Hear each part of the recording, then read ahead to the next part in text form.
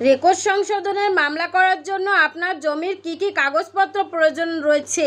Record সংশোধনের মামলা করতে হলে আপনার যে রেকর্ডটার সমস্যা রয়েছে সেই রেকর্ডটার সার্টিফাইড কপি কিন্তু উত্তোলন করতে হবে এবং ওই জমি CS record, RS record, BRS record, তারপরে সিটি জরিপ বা মহানগর রেকর্ড যদি থাকে সেই রেকর্ড বা দিয়ারা রেকর্ড, তার মানে এক কথায় জমির সকল রেকর্ডটার সার্টিফাইড কপি আপনার লাগবে এবং সাথে যে জমির দলিল রয়েছে সেই দলিলের মেন কপিটাও কিন্তু লাগবে।